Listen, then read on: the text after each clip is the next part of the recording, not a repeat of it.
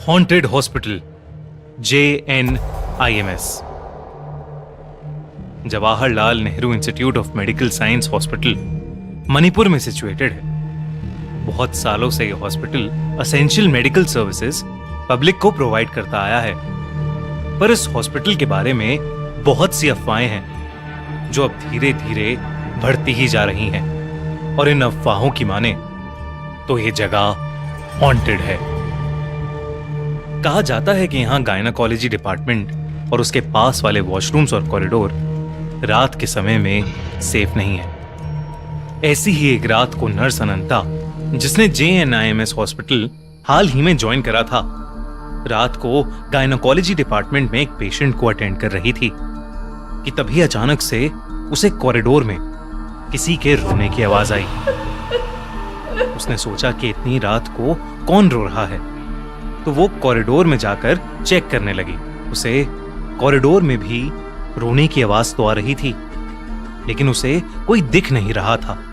उसे ये सब बहुत अजीब लगा, तो वो कॉरिडोर में इस आवाज की ओर बढ़ने लगी। वो कॉरिडोर के एंड तक पहुंच गई, लेकिन पूरे कॉरिडोर में किसी इंसान का कोई नामो निशान नहीं था। अनंता घबराने लगी थी क्योंकि आवाज और तेज होती जा रही थी और वहां कोई भी नहीं था। अनंता डर से वापस पेशेंट रूम में जाने लगी, और जैसे ही वो वापस जाने के लिए मुड़ी, उसको अपने पीछे किसी के होने का एहसास हुआ। उसे लगा जैसे उसके पीछे कोई खड़ा है, लेकिन इससे पहले अनंता कुछ कर पाती, अचानक से उस कॉरिडोर की लाइट्स फ्लिकर होने लगी और उसके अगले ही सेकंड वो फ्लिकर होना बंद हो गई। अनंता को एहसास होने लगा कुछ तो जरूर कुछ अननेचुरल हो रहा है। रोने की आवाज बढ़ती गई, और जैसे ही अनंता ने पीछे मुड़कर देखा तो एक औरत पेशेंट के कपड़ों में वहां जमीन पर दीवार की तरफ मुड़कर बैठी हुई दीवार को रोते रोते स्क्रैच कर रही थी। वो बार बार बस यही बोल रही थी, मेरे साथ गलत हुआ मेरे साथ। ये देखकर अनंता एकदम सुन्न पड़ गई थी, जैसे अनंता की बॉडी ही फ्रीज हो गई हो। अनंता को समझ नहीं आ रहा था कि अचानक से उसके साथ ऐसा क्या हो रहा है, और उसके सामने वो लेडी पेशेंट कौन है और ऐसे क्यों बिहेव कर रही है। अनंता ने उस पेशेंट के करीब जाने का सोचा, और तब अनंता ने देखा कि उस औरत के शरीर के नीचे का हिस्सा खून से लथपथ था। जैसे ही वो औरत अनंता की तरफ मुड़ी, अनंता के होश उड़ गए। उस औरत के हाथ में एक मरा हुआ बच्चा था, और वो उस बच्चे को लेकर अनंता की तरफ ही चलते हुए आ रही थी। पूरे कॉरिडोर की लाइट्स दोबारा फ्लिकर करने लगी। वो औरत आगे बढ़ते हुए बार बार यही बोले जा रही थी, मेरे साथ गलत हुआ, तुम सबने ये अच्छा नहीं किया, तुमने मुझे मार डाला। अनंता बहुत डर चुकी थी, और वो अपनी बॉडी को मूव ही नहीं कर पा रही थी। सामने से आ रही उस खून से लथपथ औरत की आंखों में इतना गुस्सा था कि अनंता का दिमाग चलना बिल्कुल बंद हो गया था। अनंता ने बहुत हिम्मत की और किसी तरह वो वहां से भागकर उस फ्लोर के वॉशरूम में जाकर छुप गई। उसने अपनी पॉकेट से फोन निकालकर किसी को मदद के लिए बुलाने का सोचा, लेकिन जब उसने अपनी पॉकेट में हाथ डाला कि उसने अपना फोन तो गायनाकोलॉजी डिपार्टमेंट में ही छोड़ दिया था। वो रात अनंता काफी देर तक अकेली ही उस वॉशरूम में डर के मारे छुपी हुई थी। उसे डर था कि बाहर उसका सामना उसी भयानक औरत से हो जाएगा।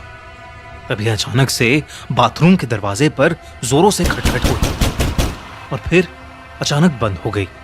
इस सब के बीच अनंता की नजर उस बाथरूम में लगे एक बड़े से शीशे पर गई, और उस शीशे में उसे कुछ ऐसा दिखा जिसे देखकर अनंता कांप उठी।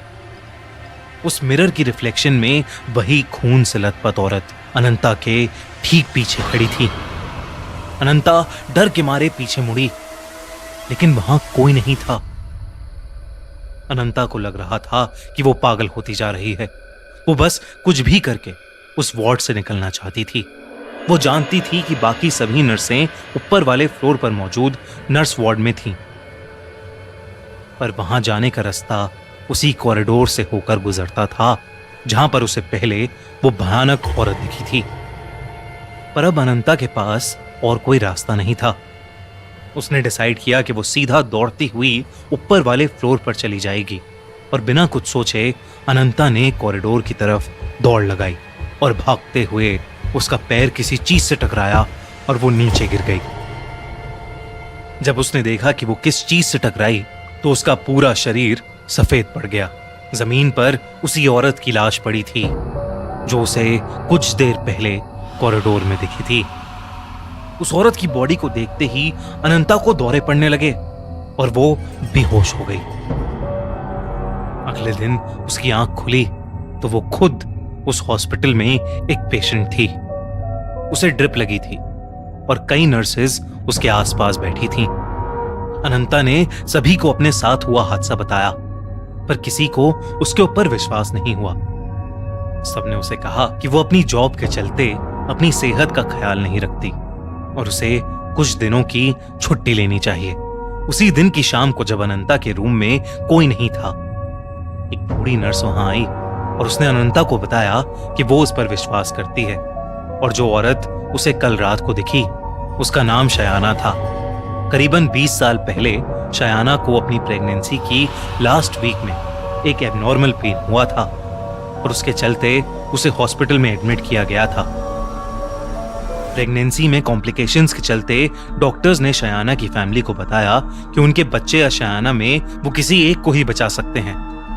फैमिली ने बच्चे को बचाने का डिसाइड किया पर इस कॉम्प्लिकेटेड ऑपरेशन में शनाया और उसके बच्चे दोनों की ही मौत हो गई।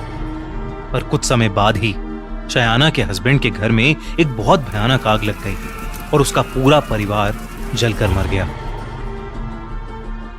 उस दिन के बाद कई लोगों ने शयाना की आत्मा को देखा है। उसकी आत्मा इसी हॉस्पिटल के गायनेकोलॉजी डिपार्टमेंट में भटकती रहती है। ये सब सुनते ही अनंता के होश उड़ गए। उसने तुरंत अपनी नौकरी छोड़ दी, यहां तक कि उसने दूसरे हॉस्पिटल्स में नाइट शिफ्ट्स लेना भी बंद कर दिया। आपको क्या लगता है, क्या JNIMS सच में हॉन्टेड है? कैसी लगी आपको ये कहानी? हमें जरूर बताइए।